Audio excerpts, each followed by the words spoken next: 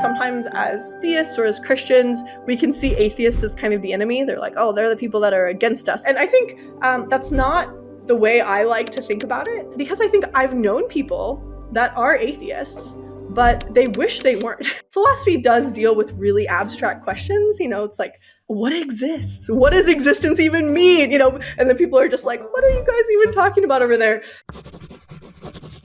Dr. Jackson's primary research focuses on epistemology, with a current emphasis on a monograph about, let me see if I can get this right, epistemic permissivism. Welcome, Beautiful. Liz. Yeah, no, thanks so much for having me. I'm pumped for our conversation today. And yeah, this will be a lot of fun. I want to just point out your workload. I was on your website a few days ago and noticed how many places you're speaking and presenting, noticing how many papers you're publishing.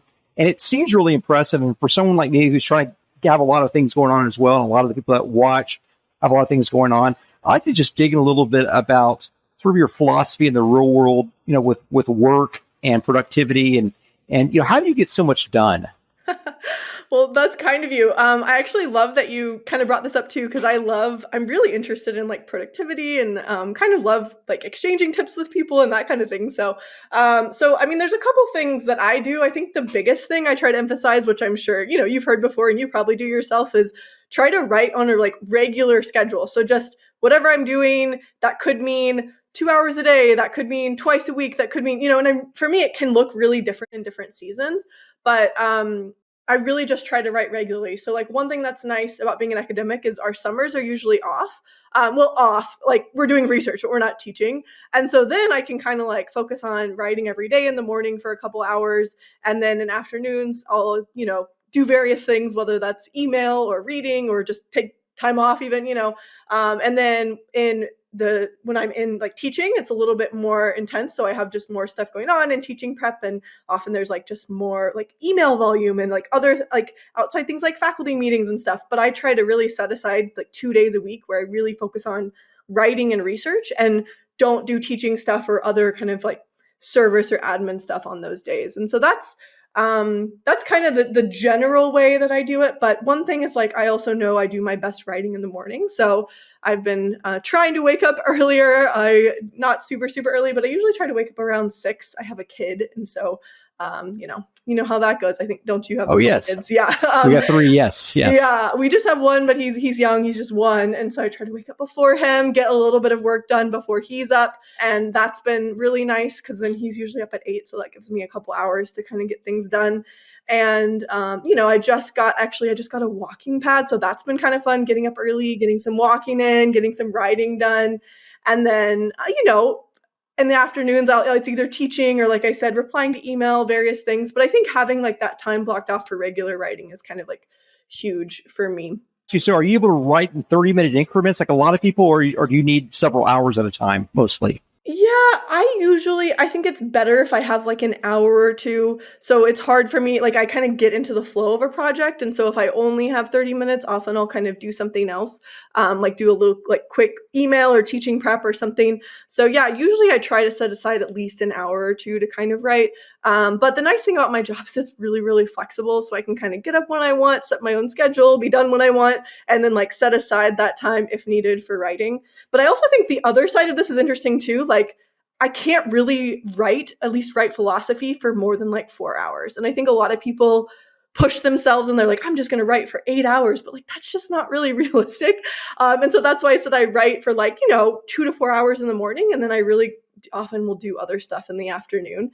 And I also think just like taking breaks can be pretty underrated. Like I often don't work past 5 and I often take weekends off too. And that just like actually I think helps me be more productive because I come to like a Monday like refreshed and actually excited to work. And I think that just gives me kind of more energy for my work and helps me not take it for granted or feel like I'm just working 24/7. So yeah. Well, tell me about any policies concerning screens or caffeine or software that you like to use. That's a great question. So, okay, I do drink coffee, but I try to limit it. So I probably have 1 to 2 cups a day. And actually lately I've been doing like protein coffee. So I'll do coffee and I'll like put a scoop of protein powder in it or have a protein shake with it to kind of also get me like some more protein in the morning. But I really don't, I try not to drink, like I'll drink it, an hour or two after I wake up and then really not for the rest of the day. So I don't try not to overdo the caffeine, but I do drink coffee. And then I set a limit on social media on my phone for like an hour a day. And I've been pretty good about sticking to that in general. But if I'm like getting distracted by social media on work, I also have like a program on my computer that will block it. So I, like sometimes if I'm either getting really distracted or I'm like, I really just got to get this done, I'll just block it. So it's not even a temptation. I use a software. You can just Google like blocking or productivity softwares. They have them for Mac and PC. So I do that along with kind of the hour limit I have. That's like part of my iPhone settings. So, and then what was your other question? So screen time, other apps I really like. So Todoist is a great app because it's like an electronic to-do list, and then you can categorize it by topic. So really my job, there's kind of three main buckets. There's research, teaching, and service. And then I have some other buckets that are like personal things and finance things and stuff as well. But really I try to like categorize what I need to do into those three categories. And I put the to-do items in like a small, because I think sometimes we just like, it's write a paper. Well, okay, that's like really hard to get your mind around and feels really intimidating. But if your to-do is like write a paragraph on section 5 of this paper, like that feels a lot more manageable. And it's like, okay, I can actually get that done. And so I use that to-do app a lot. I then like have my personal calendar and I try to match them up. So I'm like, okay, roughly how much time will this take? Maybe add a little bit extra and then block that time off on my calendar based on what I have to do that day. And so that's generally what I do, is I use the Todoist app and then kind of calendar blocking together to try to make sure I have time to get everything done. And then, I don't always get everything done. And then I'll, push it to the next day and kind of try to rework that schedule as necessary. Yeah. Do you follow anyone specific in the productivity space? That's a great question. So I really liked the deep work stuff. There's a book, and then I watched a couple different interviews. Who is the deep work guy? I'm trying to remember his name. Cal Newport? Cal Newport. Thank you. Yes. So I really enjoyed that book, watched a number of interviews on that. I read a book on like mini habits like last semester that I thought was really helpful. And again, blanking on the author's name, but the basic idea is kind of what I said already, is like try to set goals and make habits in small little increments rather than like, I'm going to run a 6-minute mile. It's like, I'm going to walk half a mile. Like, it sounds like really lame. Like, and he would even say like, you could do an even smaller one. Like, I'm going to walk to the mailbox and back, right? That's like a really, really small goal. But like, honestly, just getting out and doing something is so much more helpful than doing nothing. And often you'll kind of find yourself on a roll, and then you'll end up doing more. And if not, it's okay. You met your goal. And actually with writing, that works really well too. You can say like, literally, I'm going to write one sentence. I'm going to write one sentence on this paper, especially if you're struggling with it or having writer's block. And I think just sitting down and writing one sentence, if you do it and you're like, I'm over this, I can't do this, great, you met your goal, it's fine. But it can just, sometimes just opening up the document, having it before you and typing a few words can be so helpful in just getting over that initial hump, so that then you end up writing more. And I think too, I have to really strip myself of like perfectionism on stuff, like especially first drafts of writing. It's like I just have to say, I just got to get it on the paper, and then I will come back and fix it. Because I think my inclination, what gives me the most writer's block is like, whatever I write is going to be really crappy and not very good. And so then I just don't do it at all. And so I think I'm just like, just get something out there, and then I will totally fix it and rewrite it if I need to. And that really helps me with writer's block, is just to say really low stakes for the first draft or whatever. So I found that really helpful. You mentioned you're a morning person. Do you enjoy writing late in the evening at all? No, I do not. Okay.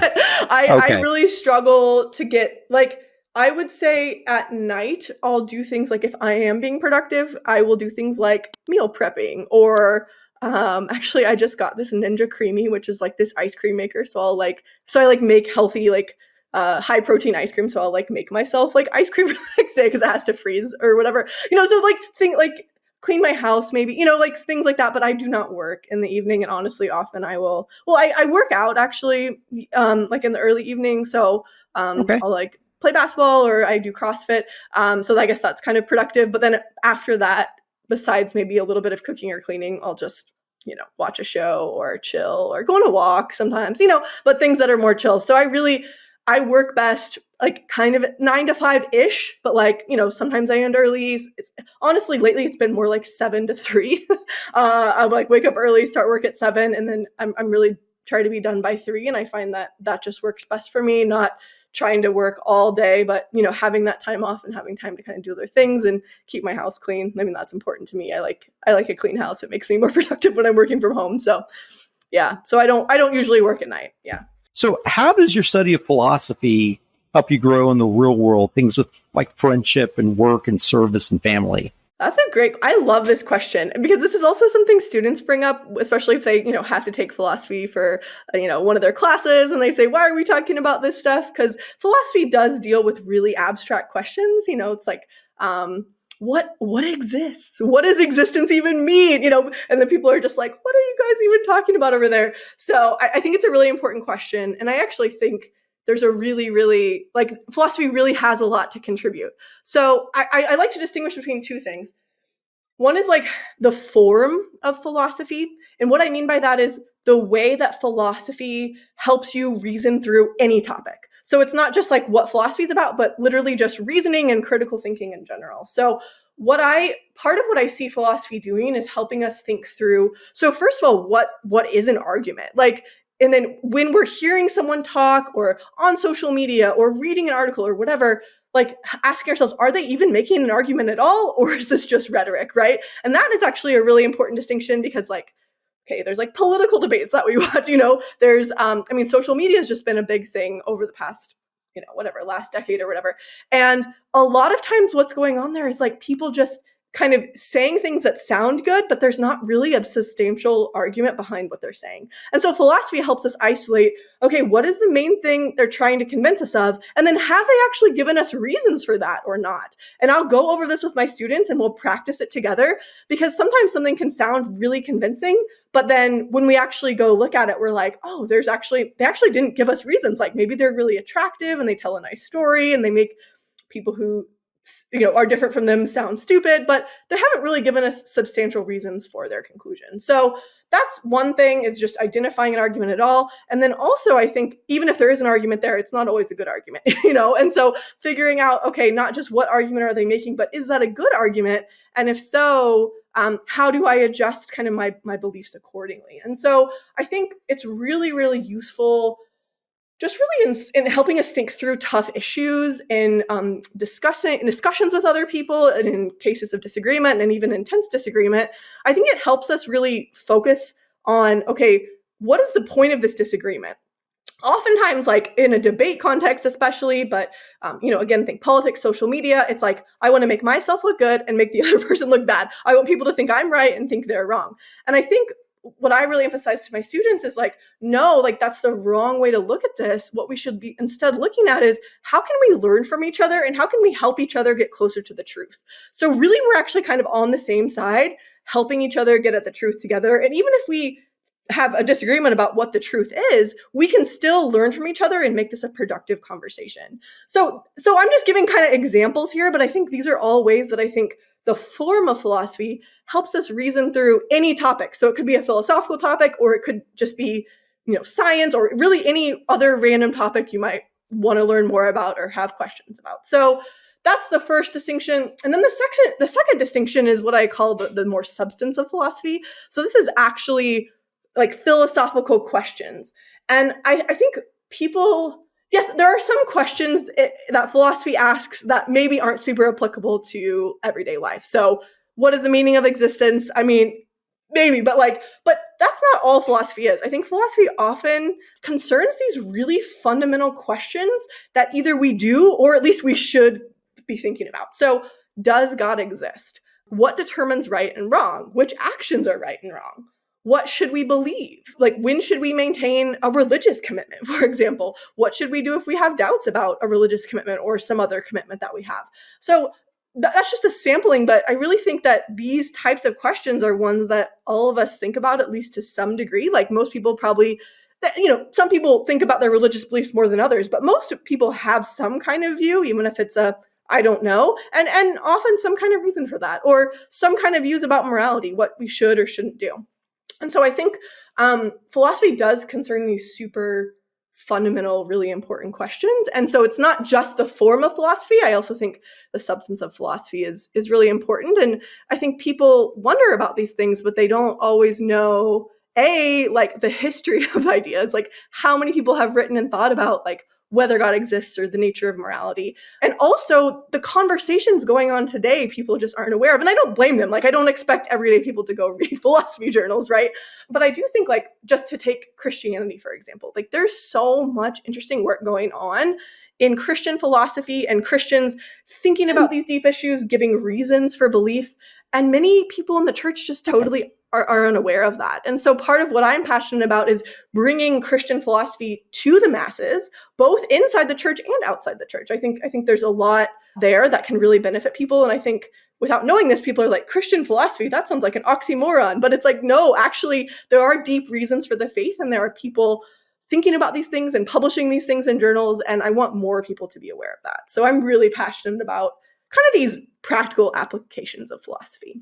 Yeah. So tell me a little bit about when you're working on your philosophy. Tell me a little bit about your thinking, like prep process, because I can imagine that you could run down a few different trails. You wouldn't necessarily want to articulate all those trails all the way. You probably have a shorthand or some way to think through this before you actually do all the hard work of writing it out. Yeah, great question. So, okay, the first step is a hard step because it happens in many ways, which is like the step of kind of getting an idea, you know? And for me, that can happen in a big variety of ways. I would say like one that's actually kind of common is when you're not purposefully trying to think of an idea, like you're laying in bed trying to fall asleep, you're doing the dishes, you're going on a walk, working out. Like I get ideas, you know, while working out. I've had friends, this has never really happened to me, but they get philosophy ideas in dreams.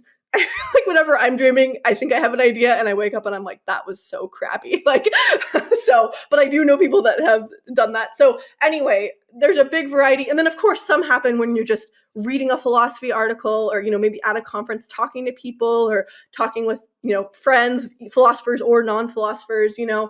And so then you get like an idea. So that's kind of step one. Like I said, a big variety of how that can happen. And then step two, I think, is kind of testing out that idea. And often I don't start with just writing a paper. Like I ask people about it. I maybe search for articles that might be related to it. I might post in like a philosopher's Facebook group, like, has anyone explored this possibility? You know? So I kind of get my feel for like what other people might have said, maybe do a little bit of reading. And then if I really decide from there, like it's worth pursuing, it's worth exploring, this is kind of my personal thing. But what I actually often like to do is just write up an outline and then present that outline in some formats, often at conferences or something, but it could be, you know, to local people here or, you know, in various venues. But I like to kind of write it up as an outline form before I go through the process of writing like a whole paper. Because often what happens is you present it, the idea is just refined a lot, even just through the outline writing process. And then usually I'll do like a practice run with myself. And like, even with that, I think the idea is often changed and refined. And then, of course, when you go present it and then you go through the Q&A process with people, it's often refined even more and sometimes drastically changed. Like my thesis might have been X, right? And then might change my thesis to X is more plausible than Y and Z, but that's like a much weaker thesis than just X. You know what I mean? So you might weaken it, you might change your argument for it, you might have multiple arguments but change the order that they're presented in, you might come up with new examples, you know? So all these things I think can really affect the way that the final paper looks. So I really like to do that before I write the paper. And then usually at that point, once I kind of have this outline, I've edited it a lot, I've gotten feedback, I do kind of write up the paper. And that step is actually a lot easier at that point because you've thought about it a lot, you've gotten a lot of feedback already, and you kind of have this pretty detailed outline that you can usually pretty easily convert into paper form. And I'm not going to say like nothing changes in that process. As you're writing it up, you're still going to be refining and editing and redoing things. But like, I think the paper in the end ends up being a lot stronger than if you just get an idea and then just immediately write the paper from scratch. So the way that this ends up working out is the paper usually ends up being kind of more thought through and more refined than the reverse. And then, I mean, I don't know how much you want to go into this, but in philosophy, that's very interesting. The big challenge after you have the draft of the paper, and I'll usually send that to a few friends or run it by some people in the draft form as well to get comments on that, and maybe often I'll set it aside, do a few other things for a couple weeks, and then come back to it sort of fresh. That's another thing I like to do. But then I was going to say the real challenge then is like when you send it to a journal, because philosophy journals are notoriously, they just have super, super high rejection rates. Often 90 to 95% of papers are rejected. And if you're not rejected, you usually get like a ton of comments, and you have to really, really, like, you have referees, which are basically peers in the field that read your paper and give suggestions for improvement. You almost always have to change it before it's published. And sometimes it's like a very big changes and substantial revisions that take a lot of work. So I actually just finished last week. I had 2, they call them R&Rs. It's like revise and resubmit verdicts from journals. And they're just so demanding because you really have to really be concessive to the referees and pretty much do everything they say, because they're the ones who decide if your paper gets accepted in the journal or not.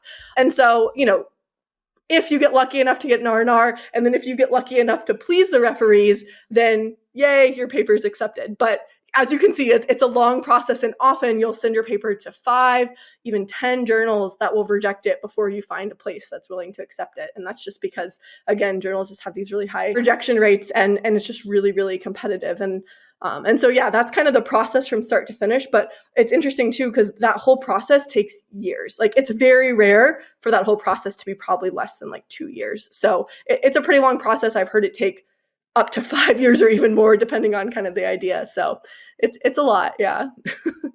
So you are outlining for your writing, and you also are, I imagine you're lecturing on a fairly regular basis, and your calendar looks like it was pretty full there.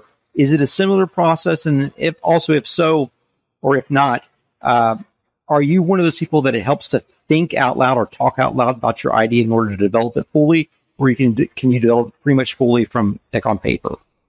That's a great question. So yeah, the lecturing is often kind of that middle step where I have the idea, I write the outline, and then, I give the talk. There are cases where I'll have like a paper I published already, but someone wants me to kind of talk to a group about some topic that like I'm an expert on, or, whatever expert, I've published on at least. Right. And so, yes. So then I will, sometimes I'll give a talk on something that's already been published, but oftentimes it'll be kind of something that's in progress. And so, yeah, it's a similar thing. And like the biggest thing for me on giving talks is I always do at least one run through, and ideally a couple, especially if they have a certain time frame they want you to stay in with. I really don't like to read the papers. I like to talk through them more kind of naturally and conversationally, but then you have to practice it, because otherwise you have no idea how long it will go. And I kind of hit this point in my career, especially as a speaker, where I went from short-winded to very long-winded. So I feel like I can just talk forever if I don't have a plan. So I try to have a plan. I try to practice it a few times. And then, yeah, that's kind of how my kind of lecturing process goes. And I think it actually ends up going pretty well, just kind of working from an outline and, having prepped enough ahead of time. I can usually prep a talk in a couple days at this point. So that's kind of nice, especially if I already have the idea thought of. And then, the second part was, so I really, really like talking through things with people. I'm also like a social person, pretty extroverted, but I think like it is kind of a bummer. Like in a lot of other fields, not philosophy, you have a lab. And so you're working together with grad students, maybe with other colleagues. You're constantly co-authoring, like you've probably seen in like psychology papers and other disciplines. Like they'll have like 5, 10, 20 co-authors, right? And in philosophy, there's like a ton of single authored stuff, and there is co-authoring, but it's a lot less common. And I don't like that. I like doing philosophy with other people. So I do like co-authoring, and I have co-authored, but even with my single authored papers, I love getting feedback and thinking through ideas with other people, both because I just like other people, but also I find it really helpful to kind of refine the ideas and make them better. Do you meander at all whenever you lecture?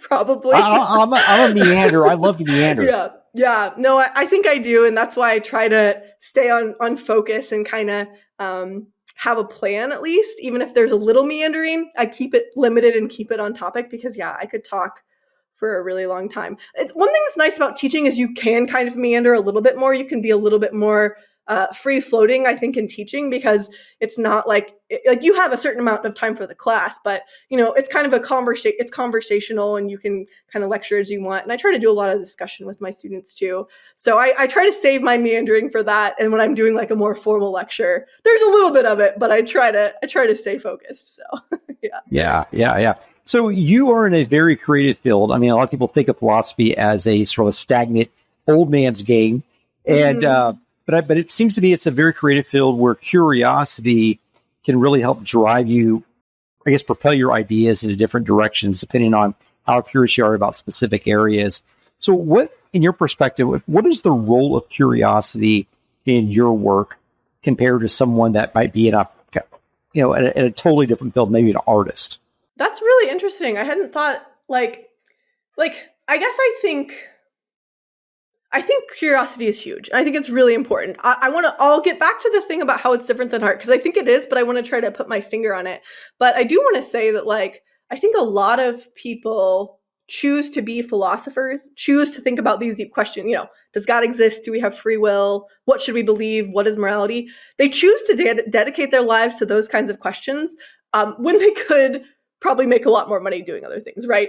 And I think you nailed it. Like, I think that's because of curiosity. It's because these questions are hard. These questions are ones we've been thinking about for thousands of years.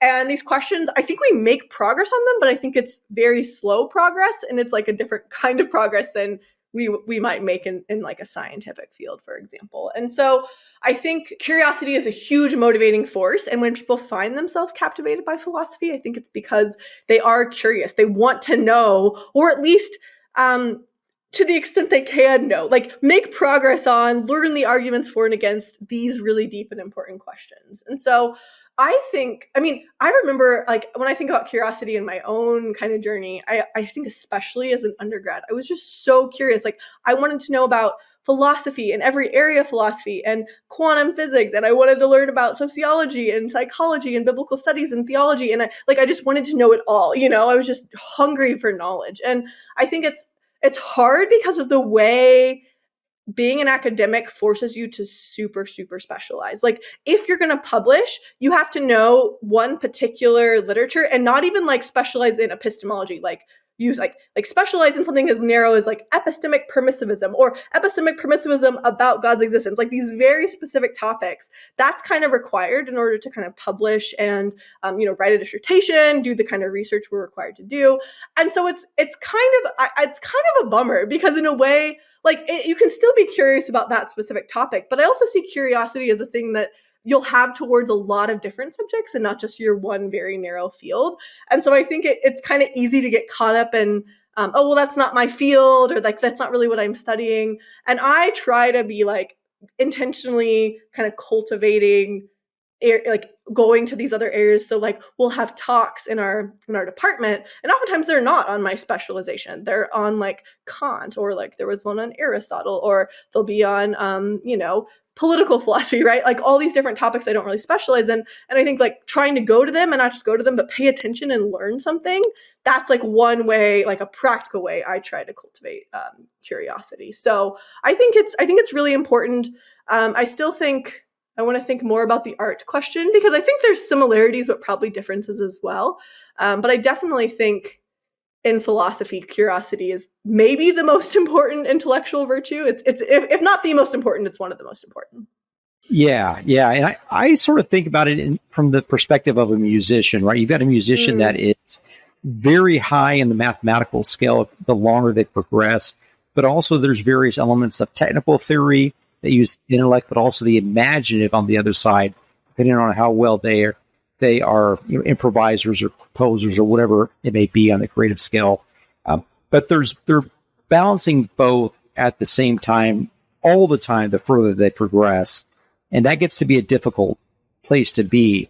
And so you have someone who you would commonly expect to be all the way over on the creative scale, but they are technically competent, not only mechanically with their fingers and their toes and whatever else they play with, but also with the mathematics and the theory behind it, and also really the history as well. I mean, any three-chord pronouncement you hear is probably a Bach creation at some point, totally. Depending on how many chords you want to hear together. And so it's this balance between the imagination and the intellect, and it is also this other kind of, maybe on a different platform or a different dimension. It's a balance between dissonance and resolution repeatedly. It's all about dissonance and resolution.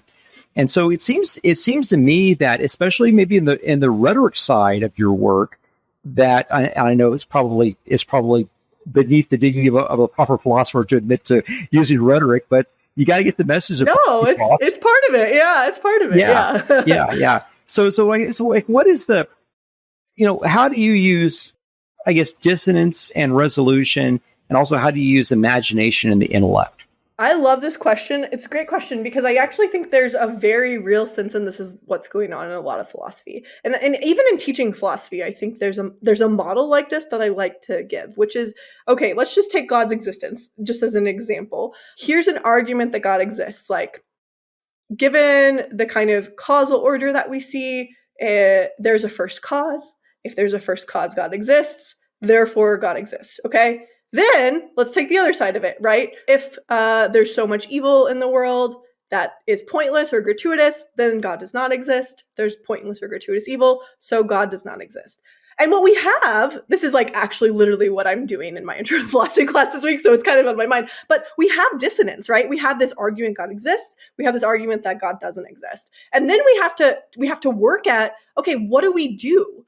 How do we kind of weigh these against each other? And like, let's say they're both really good, plausible arguments. We have to figure out which of the arguments is the one that we should reject and which is the one we should keep. I mean, either that or you have to say there can be a true contradiction, and pretty much no one wants to say that, right? So really, it's philosophy is a lot of it is like setting up puzzles and then figuring out how to resolve those puzzles. And it's really, really common in philosophy to say, here's 2 things or 3 things that all can't be true, but they all seem true. Now let's try to figure out what's the best one to reject to kind of solve this puzzle. So that is exactly what you're talking about. There's a dissonance and then there's a resolution, but it's about weighing pros and cons more than anything else. Like, it's often not that there's going to be a knockdown argument against a particular view, but it's saying like the pros of this view outweigh, the pros outweigh the cons here, and this view, there's still an argument for it, but ultimately this view is more plausible. So that's really the structure of a lot of philosophy is like that. And I do think, part of the idea of being curious, but kind of within certain constraints, I do think that's one way of seeing what's going on there in philosophy is kind of the role that logic plays, because logic tells you, like, here's how you can reason in a way that is proper, where your premises properly support your conclusion.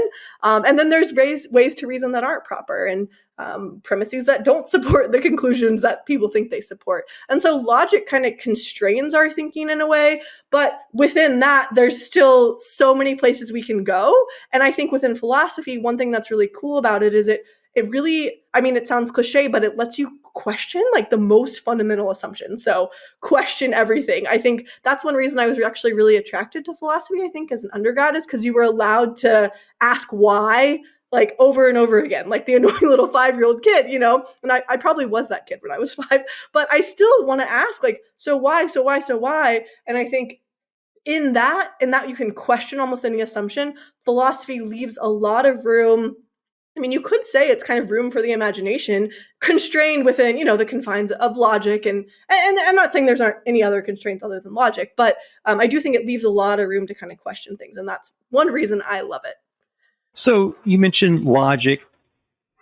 You think of people in the derivative fields of I guess, the natural sciences, they would maybe attach the same sort of importance to mathematics.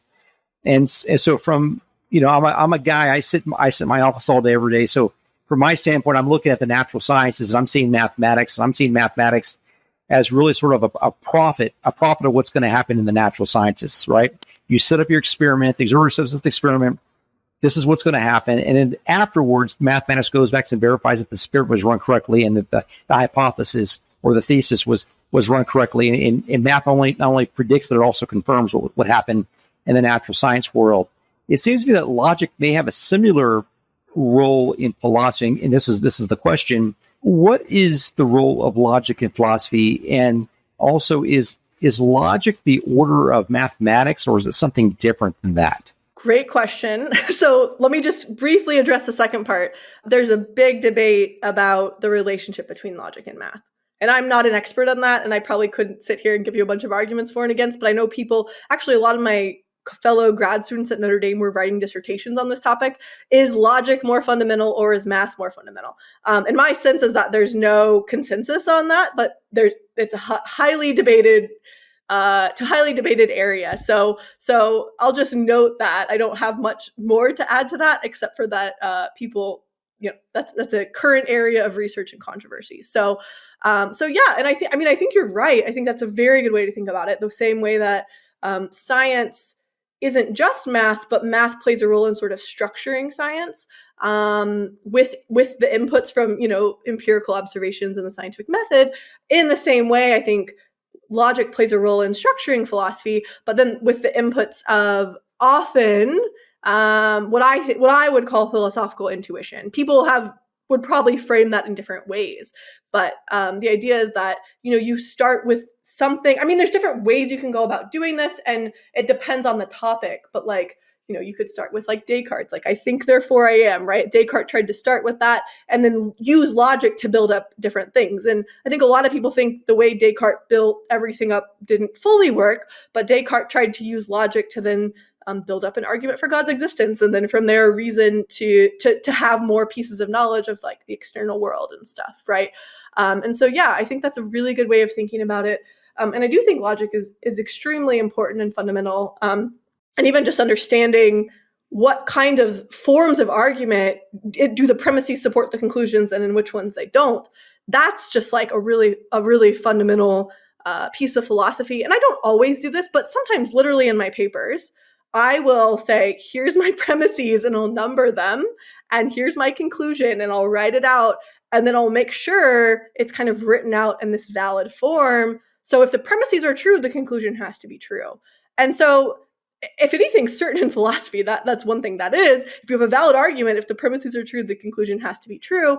And so to say, I think this is also important because it kind of pushes back on this idea that there's never progress in philosophy. It's no, there is progress. Here's an argument for this conclusion where if these premises are true, the conclusion has to be true. And so not all philosophy is explicitly structured in that way, but I do think it underlies almost all philosophy. And you probably know this area much better than most of us, but I think about the late 1900s, the French intellectual class that wanted to really confuse and conflate the discussion. It seemed to me it was done in such a way where us mortal people could not even understand what they were talking about. And what you spoke about a second ago about the idea that maybe math and logic are not related. Coming out of Notre Dame, the people writing the papers.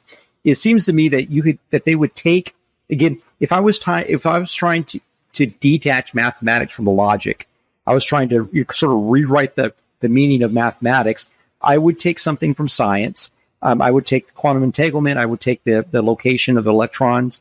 I would take the sorts of things that are unexplainable right now based off of regular mathematics, and I would use that to subvert the nature and the meaning in mathematics and be able to create a world that I wanted. And it would basically seem to me a tactic similar to the French intellectual class. What's the proper way to understand when you see someone doing something like that? They're trying to deconstruct to the attachment that seems like that's been around for 5,000 years. Yeah, I mean, this is going beyond my expertise a little bit, so I will just say that. But I guess what I'm thinking, at least based on what I understand what you've proposed so far, it's not clear to me how you're going to dispense from basic pieces of logical assumptions, like even just P equals P, right? Or if P, then Q, P, therefore Q. These are just really basic pieces of logic that you kind of have to assume to just make sense of anything. And again, I'm not here trying to argue logic is more fundamental than math or anything like that, but it is hard for me to see how you would fully dispense of logic really in any intellectual enterprise. I think that people don't always know what they're assuming, but they are assuming you can't have a true contradiction.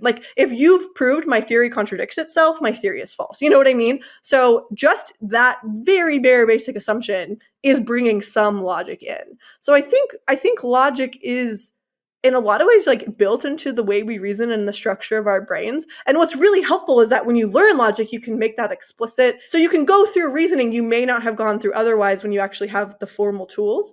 So I think it's really hard to do any kind of reasoning process fully separated from or dispensing of logic. Does that make sense? Yes, yes, makes a lot of sense. Yeah, I was trying to think of another corollary there.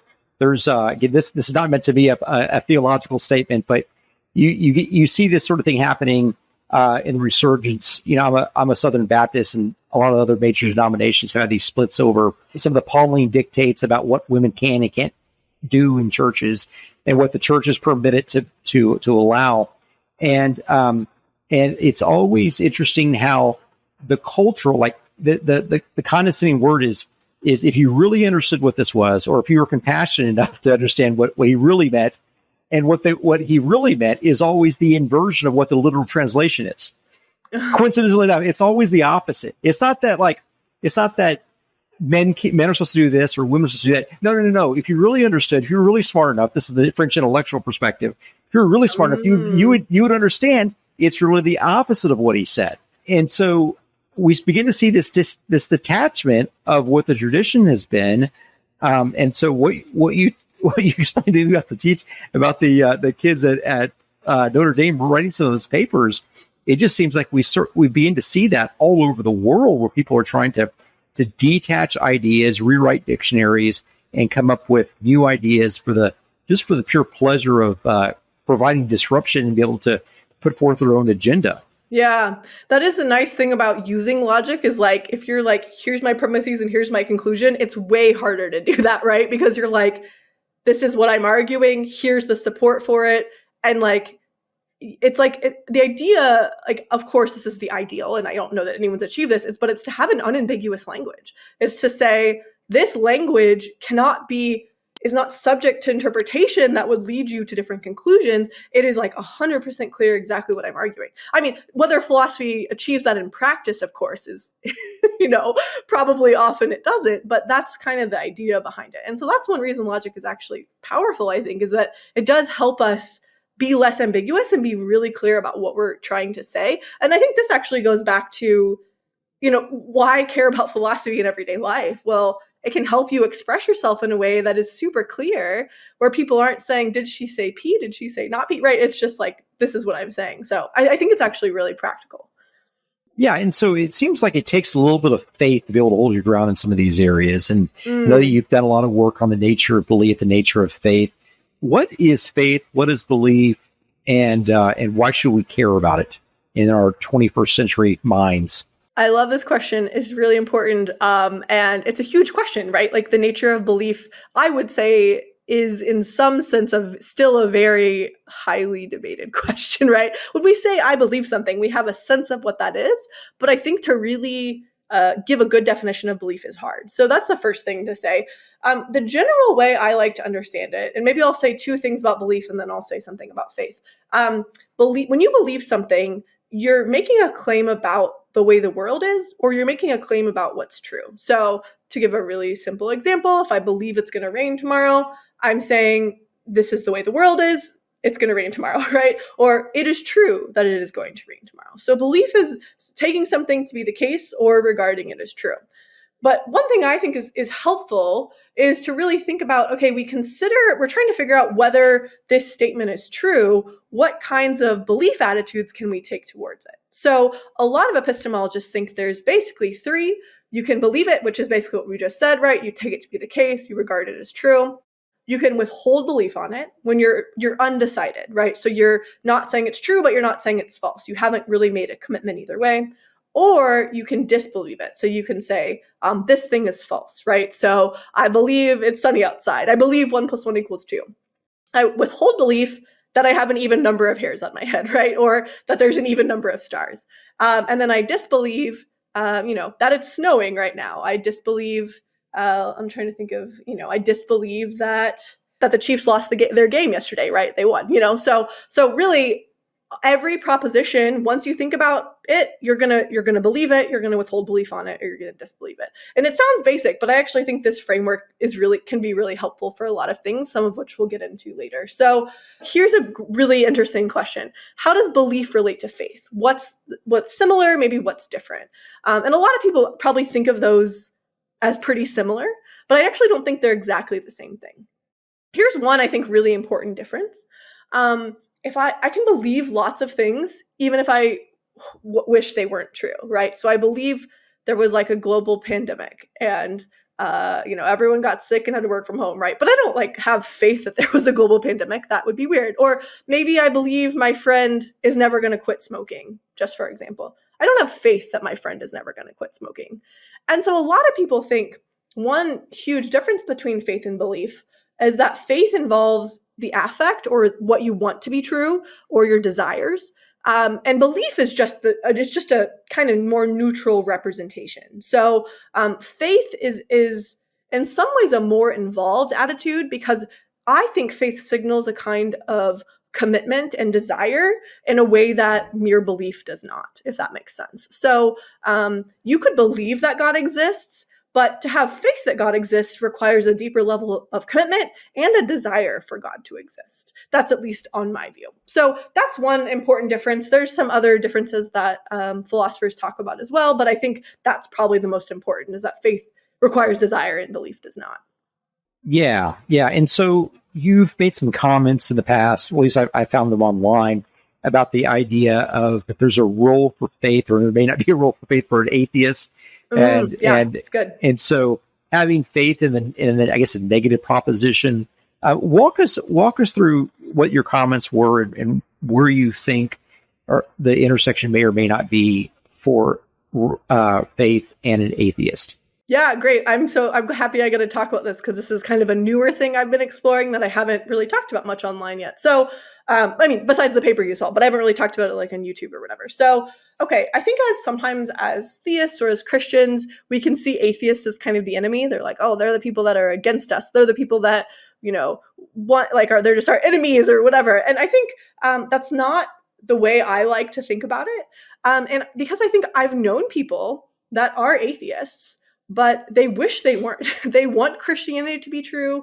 They want to believe that God exists, but they just don't find themselves compelled by the arguments. And in some ways, I think you can even think of the father from Mark that says, I believe and help my unbelief. I'm not saying he was an atheist necessarily, but there's a sense in which people can wish they believed differently and they can want something to be true, even if they can't quite bring themselves to believe it.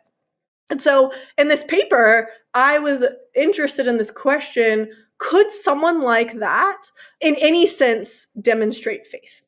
So here's where the tension lies, I think. There's a sense in which we don't want to exclude them, right? Like they're trying, they wish they believed, they want it to be true, right? So I get that. We don't want to be exclusive of them. But we also don't want to say the fact that they're an atheist doesn't matter at all. It's not even just that they're undecided. They actively think there is no God, So there's a tension here. And I kind of want to respond to that with what a view that says they can have faith in one sense, but not in another sense. That's basically what my view is. So I think there's actually two different kinds of faith. There's faith as an attitude. That's sort of like something in your head. And kind of earlier when I was talking about faith versus belief, I was more talking about that. So that's, we have beliefs, we have desires. These are like mental states, things in our head. I think faith, you can have faith as an attitude, similar to those. On the other hand, you can have faith as a thing that you do. So taking a leap of faith. You can, what's that Indiana Jones scene where he steps out onto the bridge and the bridge it starts to show up as he takes the steps. Appears, you know what I'm talking about? Yeah. Yes. So like that. So it's like you're taking a leap of faith, even if maybe you don't fully believe the bridge will appear or the thing will happen. So I'll give two quick examples. So faith is an attitude, but without an action, could be someone who does believe their spouse is not cheating on them, but they're really jealous and paranoid. And they're just like, what if I'm wrong? What if I'm wrong? And so they are constantly, checking their spouse's texts and asking their spouse's coworkers, what was he doing last night? Did he really work late? Just so jealous and paranoid. So even though they technically, in some sense, do believe their spouse isn't cheating on them, they're so focused on what if I'm wrong? What if I'm wrong? They're just really, really jealous. And so they have faith as the attitude, but they're not acting on it. So that's the attitude faith. Then the action faith, this is a case actually from Dan Speak in one of his papers. So he says, let's say there's this guy named Thomas. He was brought up being taught the police are not trustworthy. The police are not going to help you. Do not trust the police. So he was kind of taught this growing up. It was kind of pounded into his head. But then let's say he gets to the point where he's in a really dangerous situation and basically he has to jump off of a ledge, and his only chance at making it is letting this police officer catch him. And so let's say because of his upbringing, he just can't shake this belief the police officer is not trustworthy, but he has no other choice, right? The only way that he's going to get out of this situation is by trusting the police officer. So even though he doesn't believe the police officer is trustworthy, he jumps, kind of like Indiana Jones in a way, right? And lets the police officer catch him. And that's an example, I think. He doesn't have that belief. And so in that sense, he doesn't have the mental state of faith, but he has the action. He takes the leap of faith. And so I hope you can kind of see the distinction here, how sometimes what we believe and how we act can come apart.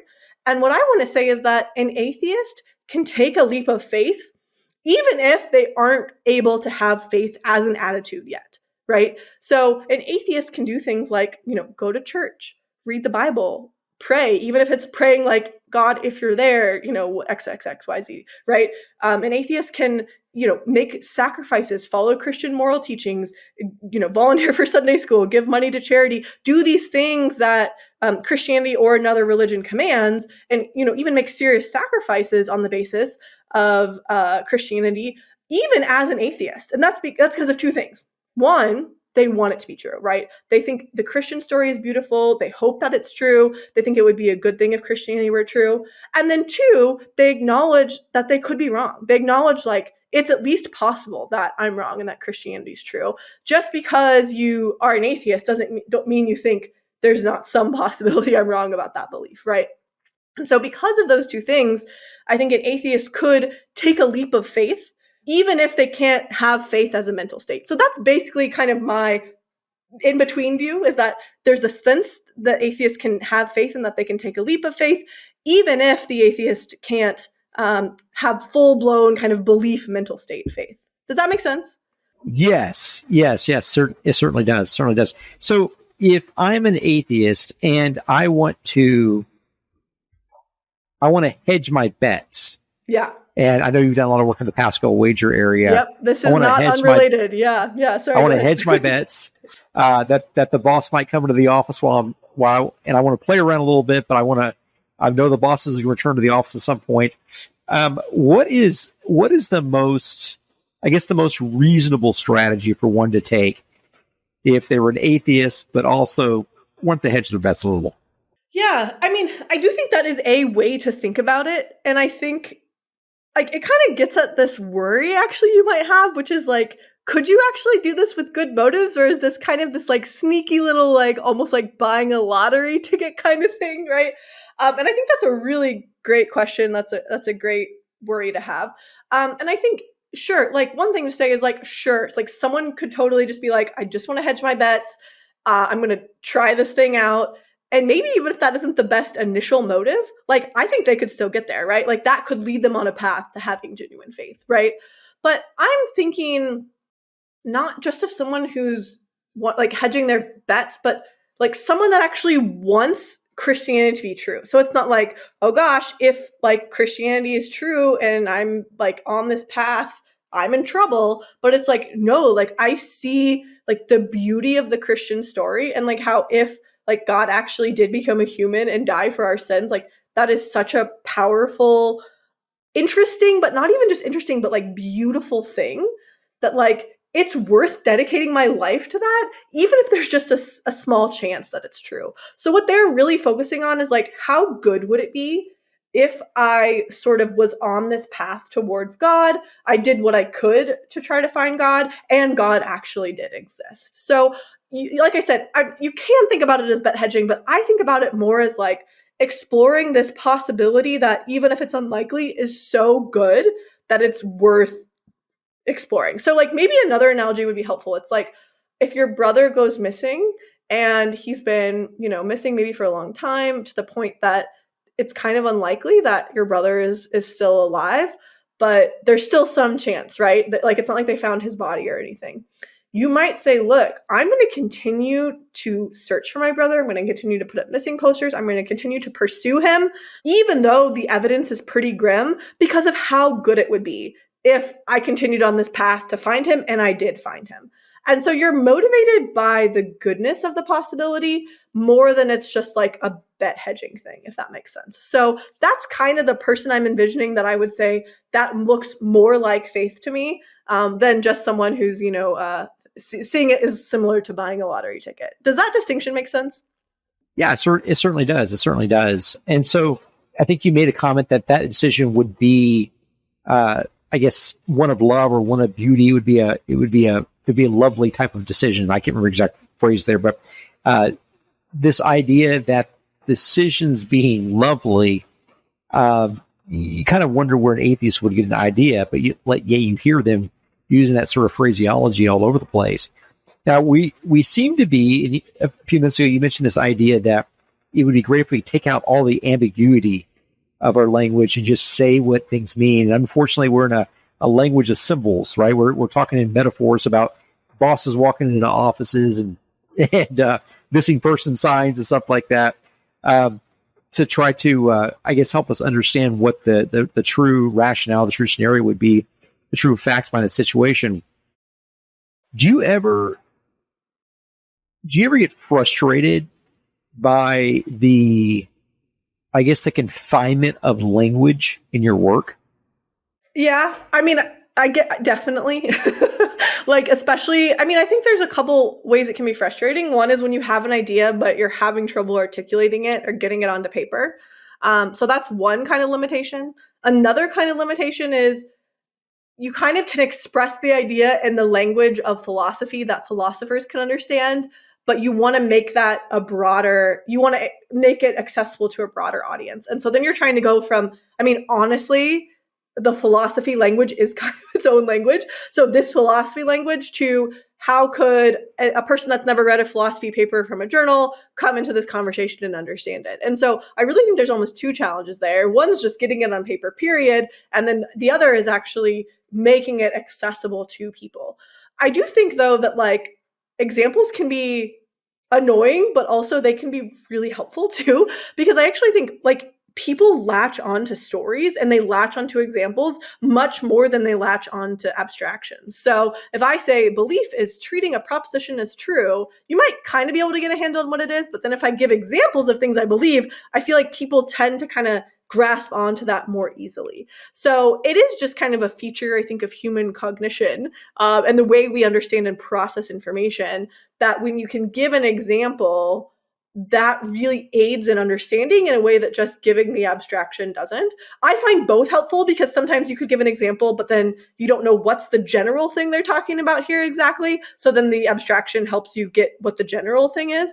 But even then, I still find, even myself, I latch on to the example. Sometimes that example sticks with me more than the abstraction does. So I get what you're saying, that like examples can be messy, and I completely think that's true. But I also think I guess just because of the way we reason, narratives and stories are so helpful in kind of understanding, especially things like philosophy that can be honestly really, really difficult to understand. So yes. And I agree with you 100%. Stories and narratives seem to be the ultimate rhetoric that we can put forth, because you have an instant relatability.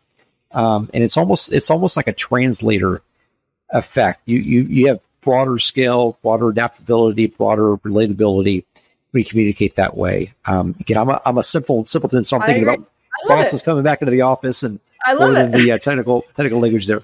Yeah, so it's great. So Lewis used to talk about this idea that I'm not going to tell you what the thing is. I'm going to tell you what the thing is like.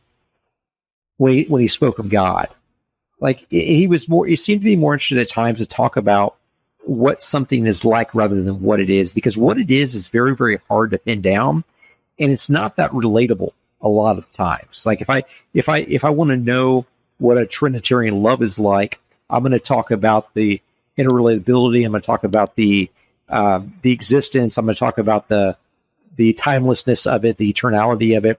But if I want to relate it, I'm going to talk about a Father and a Son and a Spirit that's the Spirit from the Father and the Son. And so there's two ways to talk about the same thing, but one, it tells you what it's like, and the other thing tries to tell you what it is. And trying to say what it is technically seems like it gets you in a worse worse ending spot than if you try to say what the thing is like. Yeah.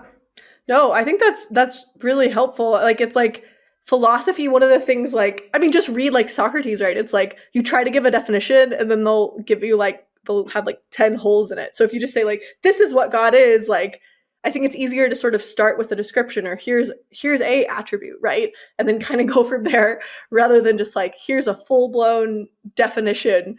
Because yeah, even God, I mean, like, I guess I'll say even Christian philosophers disagree about exactly how to best define God. And sometimes defining God through either focusing on attributes or analogies or stories can be a lot more helpful for people than saying God's omniscient, omnipotent, omnipresent, and omnibenevolent. And people are like, what?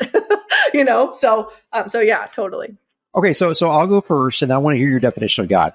Oh, my sure. My definition of God is the maximal being possible. Yeah.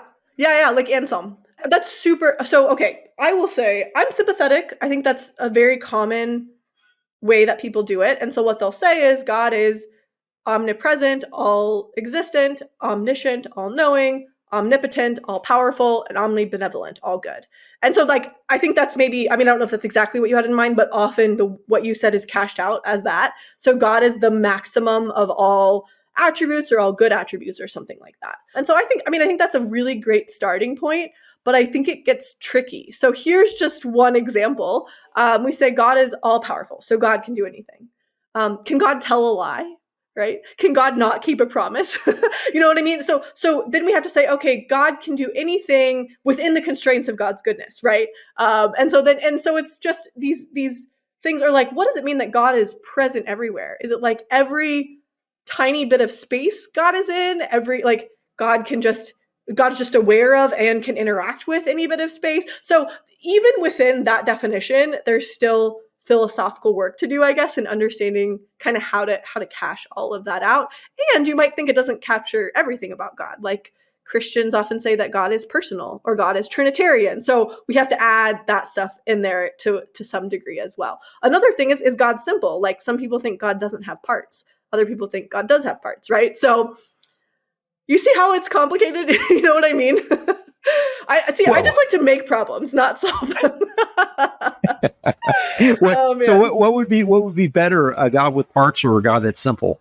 Well, that's a great question. And I will say, again, this is not my area of expertise, but I have never really been super happy and on board with these simplicity theories. It's very common among classical theists. They say God is simple, God doesn't have parts, but that leads to really weird things, that God's attributes are all identical to each other. So God's being all powerful is the same as God's being all knowing, is the same as God's being all loving, which I guess is also the same as God.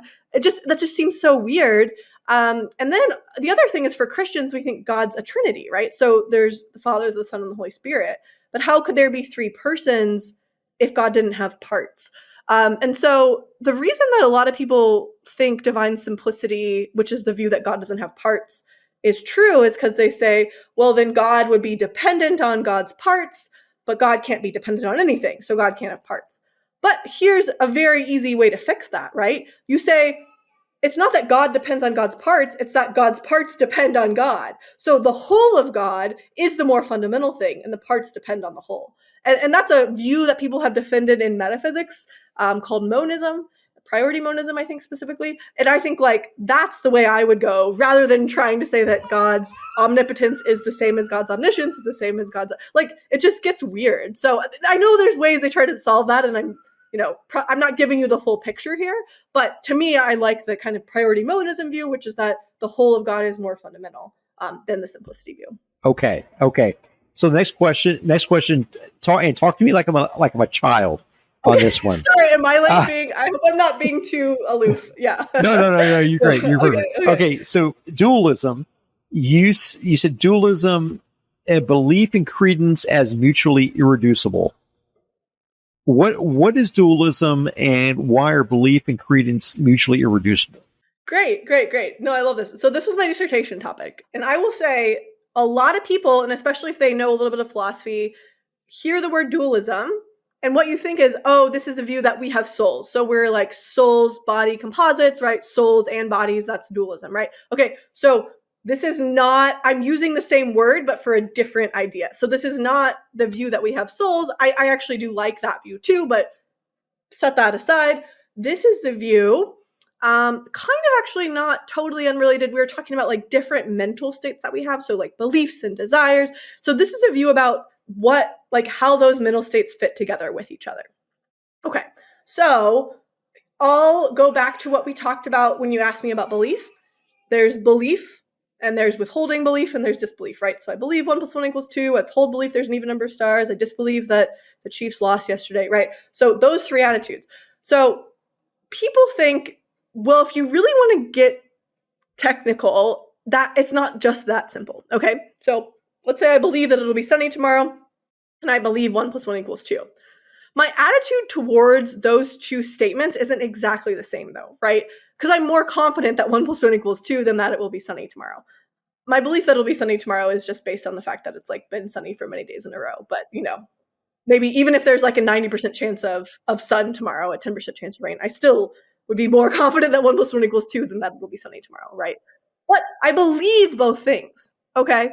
So the idea is that, yes, we believe, we withhold, we disbelieve, but there's also something in addition to just those three attitudes. And then that's what epistemologists, we can just call it confidence levels. Epistemologists call it a credence. What that basically is they measure how confident you are in some statement on a scale from, they usually do 0 to 1, but you could also do 0 to 100. So 0 is 100% sure that it's false. So 1 + 1 = 3, anything that you're just, if P, then not P, it's just like 100% sure that it's false. And then 1, or again, you could do 100% sure that it's true. So 1 + 1 = 2. Some people think, I think therefore I am, which is, Descartes' thing, that would be up there. Debatable, but 100% certain. And then all in between, right? You could be 80% sure of something. You could be 50-50. You could be anywhere in this whole entire range. And so here's what my dissertation was looking at. Some people just talk about belief, withholding, and disbelief, but other people talk about these different specific confidence levels. So why? What's the point? Why would we have both? And I tried to kind of say, I actually think both of these these attitudes have a role to play in our reasoning about what we believe, how we act, how we form new beliefs, that kind of thing. So that is what dualism is. Basically, that belief and confidence or credence are kind of two tools in our mental toolbox.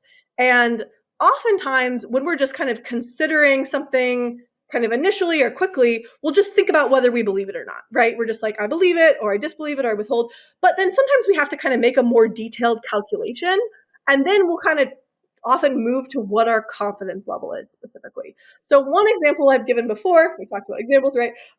It's like, let's say I walked into my office, and at the time I wrote this paper of this example, I shared my office with someone named Rachel.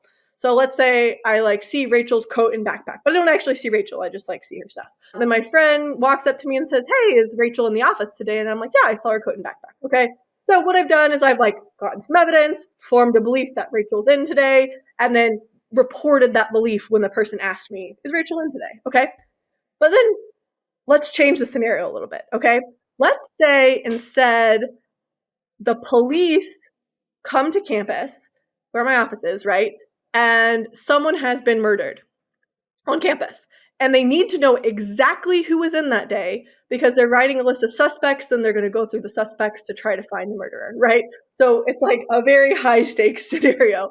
If the police are interviewing me and saying, is Rachel in today? I'm not going to say, yep, Rachel's in today. I'm going to say, well, I saw Rachel's coat and backpack, but I'm not 100% sure that she was in. Maybe I'm 70% sure or something, but I'm not fully confident in that. So I never actually saw Rachel, right? What has happened is I've moved from just relying on my belief, which is kind of the default attitude, to saying I need to be more precise with the police and tell them more precisely how confident I am, because the stakes are so high and this could determine whether Rachel's a suspect for this murder or not, right? And so the idea is that when we have to kind of think about the truth of the proposition in a different context, we might use the belief tool or we might use the credence tool. The belief tool is a little bit easier to use because it's just, is it true or not, right? But the credence tool helps us when we need to be more precise, when we need to really think about what is the chance or the probability that something is true. So I've actually used an analogy with like painting a wall before to kind of explain this. So you might paint a wall in two ways, and most people use both of these things when painting, like a big roller brush that kind of gets the flat parts of the wall. It's really efficient. In some ways, it's like a default. But when you're painting like in the detailed spots, you're trying to not get paint on the ceiling, or you're painting, that or around the door or whatever, you're going to use a detail brush. And if you painted the entire wall with a detail brush, it would be very accurate, but it would take forever, right? It would be like so tedious. But if you painted the whole wall with a roller brush, at certain points, it would be really sloppy. And so we really need both of these to paint a wall well. In the same way, we need both beliefs and credences to reason well. So that's kind of the basic idea. I have like more thoughts about other practical applications of that, but does that make sense? Oh yeah. And I realize I think you wrote a dissertation on that very thing. So this I'm is my sure dissertation topic. Yeah, you could fill us some time. I could talk about this for a while, but I will try to spare you. I know it's not everyone's like, what's the relationship between belief and credence? The thing I've wanted to know my whole life. So anyway, but and Rachel, if you're watching, you've been warned. Yeah. Rachel's been warned here. She could have done it. Well, so I've got two questions. The first question is, from a simpleton like me, sort of follows the philosophical world from a distance. I'll read on occasion. If I'm trying to compare someone who would be sort of the Moses figure, or maybe even the Adam figure of philosophy, I'm looking at someone like Plato. I'm thinking about the cave analogies. I'm thinking about Plato's Republic. I'm thinking about what the perfect man is. I'm thinking about all these sort of Platonic type of ideas that I see evidence in Pauline writings. I see evidence everywhere, and it seems to me that they're true. Is there someone like that for you in the philosophical world that would sort of be your I guess your Adam or your Moses, or sort of the person that sort of led the rest of philosophy out of the savage slavery of whatever came before it? No, great. Yes, I mean, I'll say like my personal one, and I'm not saying, this is the most influential person in philosophy ever, but one of my favorite authors is William James. So I don't know how familiar you are with William James, No. But he wrote The Will to Believe. And I just basically find myself agreeing with James and defending James at almost every point. So just to give a little bit of quick context, part of what James was doing here is responding to W.K. Clifford. Clifford said, it is always, in every circumstance, wrong to believe without sufficient evidence. And so James said, okay, I get where you're coming from, but it is way more complicated than that, dude. Sometimes the evidence doesn't always point us in one direction. Sometimes we could have all the evidence in the world, but it's not going to tell us what to believe because of the way the evidence is limited and complicated. Other times, taking a leap of faith can either show us new evidence or sometimes even create evidence that wasn't there, right? And so to just say it's always wrong to believe without evidence, no matter what, it's just oversimplifying the nature of evidence, what evidence can do for us, when it's rational to believe and when it's not. And I think things are just a lot more complex than that. And you mentioned I'm working on a book on epistemic permissivism. A lot of it is really, really inspired by James's thoughts here. But this is really related to a lot of the threads we've talked about in our conversation, like an atheist who takes a leap of faith. Part of what I think that can do is reveal evidence that you wouldn't have had otherwise if you just kind of sit back and wait for the evidence to come. You can't guarantee there's not going to be evidence that you just can't access until you take that first leap, So that's one point. But I think another point too is a lot of deep philosophical questions are really hard, and you can look at the evidence for a very long time and it still could leave that question open for you. And again, I think there's a role for, you could call it faith, or you could call it extra evidential reasoning, where it's like, look, I've thought about whether God exists. I've thought about whether God doesn't exist. I find myself kind of at a standstill. I think sometimes we just have to make a choice, and we have to say, what do I want to be true can be part of that choice. What do I think would be a good thing, or what do you think is a beautiful story can be part of that choice. And so I really think like my work on faith, my work on theism, it all kind of weaves through this. And I think in a lot of ways is really, really inspired by William James and his ideas. And so just to be clear, James was not saying we should just disregard evidence or ignore the evidence or believe the opposite of what the evidence supports. Not at all. He was just saying there's a lot of complication and nuance that we have to think about when we're thinking about evidence. And I think he was totally right. So that's why I like William James so much. Okay, so as we wrap up, give us some books we should be reading, authors we should be following. Specifically, what should we start reading that James wrote? Like, where should we start off with James? Yeah, I mean, The Will to Believe is great. It's a really good starting point because it's actually pretty accessible. It has a lot of good examples. And it's like, I think it's open. I think you can just Google James, The Will to Believe, and it should be open and it should be something you can access without having to like buy something. So that's really nice. So I really, I recommend that for a lot of people. Yeah. In terms of other books, I think there's a couple really interesting, so another book that I think is kind of related to this. So Mike Rhoda has a book called Taking Pascal's Wager. So Mike Rhoda is a philosopher, and he's actually been someone I've done some work with. He's currently at the University of St. Thomas, but he wrote a really nice book that's meant to kind of bridge the gap between philosophy and the everyday person. And it's about Pascal's Wager, which we talked about a little bit, but it's related to this idea that you could make a religious commitment, even if you think the probability that God exists is low. Mike focuses on someone that the probability that God exists is about 0.5 and argues that that person should make a commitment to Christianity if they think there's a 50% chance Christianity is true.